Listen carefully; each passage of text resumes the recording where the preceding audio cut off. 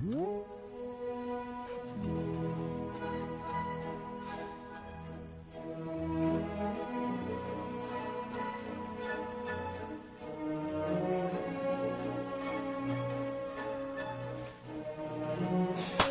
has cogido?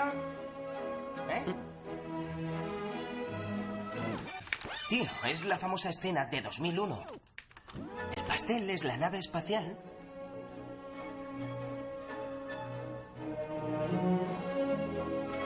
¿Lo ves ahora? Sí. Stanley Kubrick ha sido uno de los directores de cine más influyentes de todos los tiempos. Su huella puede verse en Nicholas Winding Refn, los hermanos Coen y otros tantos cineastas, pero también en series de animación tales como Los Simpson, Futurama y, como no podía ser menos, en el hijo predilecto del anime, Neon Genesis Evangelion. Kubrick aborda temas recurrentes en sus películas: el antibelicismo, el comportamiento humano con su entorno y sus afines, la tecnología, etc. Evangelion aborda estos temas en mayor o menor medida a lo largo de sus 26 capítulos. En Teléfono Rojo, Volamos hacia Moscú, vemos cómo los altos cargos de Estados Unidos han de hacer frente a una amenaza nuclear que podría significar el fin del mundo. El general Jack the Ripper ha ordenado atacar Rusia para poner fin a un conspiratorio plan comunista fundamentado únicamente en sus teorías.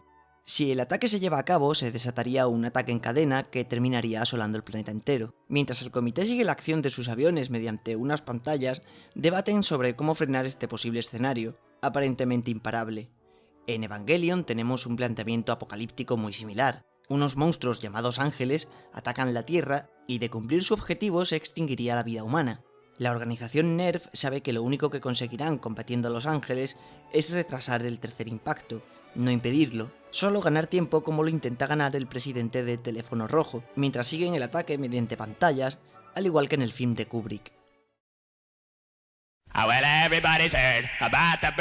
Kensuke, el compañero de la escuela de Shinji, es un personaje obsesionado con la tecnología militar, la organización NERV y los EVAs. Su personalidad se podría resumir diciendo que parece alguien que ha visto demasiadas veces la chaqueta metálica. Esta película se divide en dos partes. La primera la constituye el entrenamiento de los marines de Estados Unidos y la segunda los combates que el pelotón debe librar en Vietnam. Tanto la estética de vestir de Kensuke como su comportamiento, siendo fan de tácticas militares o entrenándose por su cuenta, los colores y los planos a contraluz nos recuerdan al drama bélico del director norteamericano.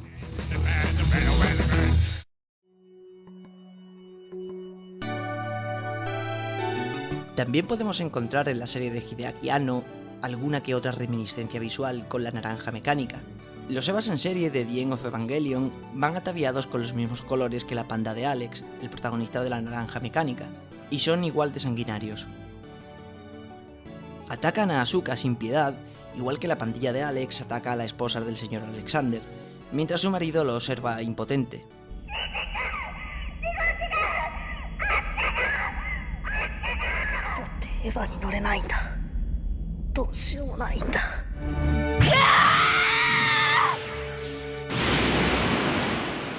La ultraviolencia de la película es plasmada en esta escena del anime mientras suena de fondo música clásica, la favorita de Alex, que podría estar describiendo aquí a la perfección la susodicha escena de The End of Evangelion. Bien sentadito en mi sillón de tortura, mientras ellos seguían pasándome tremendas escenas de ultraviolencia en la pantalla. Pero no en la banda sonora, hermanos, que esta vez solo tenía música. Pero la composición que escuchamos en esta escena es de Bach, y el protagonista de la naranja mecánica escucha a Beethoven. A pesar de las náuseas y el dolor, me di cuenta de que aquella música chillona que retumbaba era el cuarto movimiento de la 9ª sinfonía de Ludwig van. El cuarto movimiento de la 9ª sinfonía de Beethoven también suena en Evangelion, en el episodio 24 para ser precisos, en repetidas ocasiones. Y es que la música se utiliza de la misma forma que Kubrick la usa, es indisoluble de la imagen, está escogida a propósito para complementar las imágenes, algo que Stanley Kubrick hace desde su Odisea espacial hasta su última película, Ojos bien cerrados. El diseño del Eliel parece pertenecer al pop art o al arte óptico de la década de los 60, arte del que hace gala la naranja mecánica.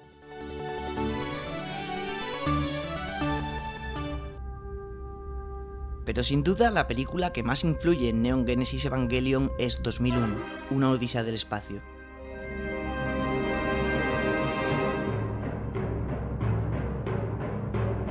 La película empieza con unos primates comportándose como tal. Son los albores del hombre, antes incluso de ser hombre. Estos simios no tienen ni un atisbo de humanidad, hasta que se encuentran con un monolito negro al que se aproximan con precaución. Tras esto, uno de los monos aprende a utilizar un hueso como arma, la utilizan para cazar y conseguir alimento, y para enfrentarse a otra manada de monos para quedarse con su territorio. El primate lanza el hueso al aire como alarde de su triunfo.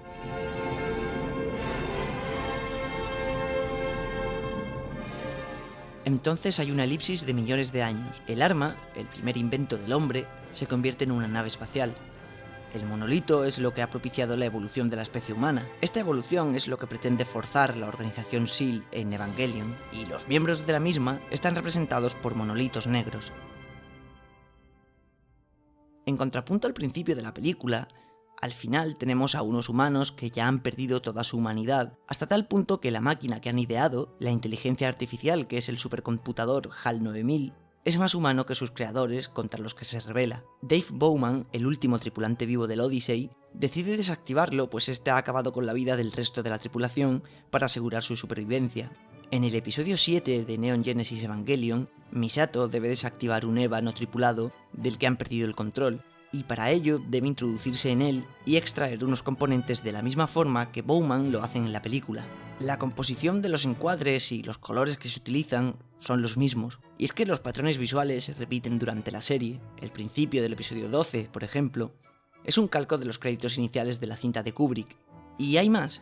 El director estadounidense utiliza un punto de fuga central en todas sus películas. Esta perspectiva frontal también puede verse no solo en Evangelion en más de una ocasión, sino también en películas de acción real que ha dirigido Hideaki Anno, como Shin Godzilla. Al final de 2001, Bowman se aproxima a otro monolito que orbita cerca de Júpiter. Es absorbido por él y comienza un viaje repleto de imágenes psicodélicas. Shinji tiene un viaje similar tras ser absorbido por el ángel Leliel en el episodio 16. El final del anime vuelve a asemejarse a esta conclusión. Cuando el tercer impacto tiene lugar, suponiendo un paso más en la evolución humana, el estudio psicológico que se nos ofrece de los personajes está acompañado por multitud de imágenes oníricas, psicodélicas. Bowman comprende ahora los secretos del universo, y Kubrick simboliza este despertar con un plano detalle de su ojo en distintos colores. Anno hace lo mismo en el segundo episodio con el ojo de Shinji cuando este comprende que el EVA no es una máquina. 2001 está basada en una novela del mismo título, escrita por Arthur C. Clarke, y que conforma una serie de libros titulada Odisea Espacial. Sus entregas son 2001, 2010, 2061 y 3001. Cada libro es una secuela, pero a la vez son una reinterpretación de la misma historia, al igual que el anime, el manga y los reveals de Evangelion. La mayor diferencia entre 2001 y Evangelion es que la película transcurre, como es obvio, en el espacio, mientras que el anime transcurre casi en su totalidad en la Tierra. Sí, los ángeles provienen del espacio, igual que los monolitos, pero la historia que se narra tiene lugar en la Tierra y como mucho en la estratosfera de la misma, mientras que 2001 llega hasta Júpiter, pero Hideaki Anno ya hizo un anime que tenía lugar en el espacio exterior, Gunbuster, el diamante en bruto que serviría para sentar las bases de Evangelion. La ópera prima de Anno sí tiene lugar más allá del globo terrestre, y tampoco está exento de la influencia cinematográfica de Kubrick. Y aunque la acción se centre en la Tierra, y no más allá de sus confines, esto no priva a Neon Genesis Evangelion de ser una odisea del espacio. This is ground control to Major Tom.